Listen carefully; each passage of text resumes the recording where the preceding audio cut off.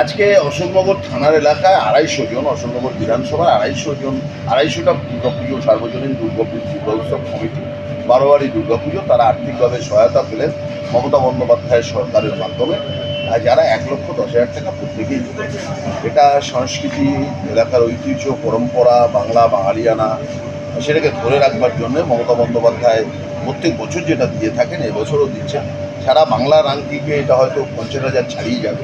অশোকনগরে আরও কাল পরশুর মধ্যে কিছু নতুন পুজোর অনুমোদন আমরা পাবো। কার্নিভাল নিয়ে কি উপহার থাকতে পুজো কমিটিগুলোর জন্য? দেখুন, কিছু স্পেশাল জিনিস থাকে যেগুলো আগে বলা যায় না, তাহলে ইন্টারেস্টটা নষ্ট হয়ে যায়। এবং প্রত্যেক বছরই যেহেতু কিছু চমক থাকে, নিশ্চয়ই এবছর অশোকনগরের মানুষের জন্য চমক থাকে। পর্যাপ্ত জল, ফায়ার ব্রিগেড, আইন শৃঙ্খলা, সিসিটিভি ক্যামেরা, পুজো কমিটিকে ভলেন্টিয়ার লিস্ট, তারাও যেমন, পুলিশও যেমন রাত্রিবেলা ডিউটি দেবে, তাদেরকেও ভলেন্টিয়ারের নাম, তাদেরকেও ডিউটিতে থাকতে হবে। অর্থাৎ সার্বজনীন দুর্গা উৎসব আমাদের মনে রাখতে হবে যে আমাদের ঘরের মা বোন, আমাদের ঘরের বাচ্চারাই কিন্তু রাস্তায়, তাদের সুরক্ষা, তাদের নিরাপত্তা আমরা আমাদের বাড়ির ছেলেরাই দেবো। এটাই হচ্ছে, পুলিশ তো পরের কথা, পুলিশ তো থাকবেই, কিন্তু আমরা দেবো। এইটা হচ্ছে আমাদের শপথ, আজকে এটাই শপথ।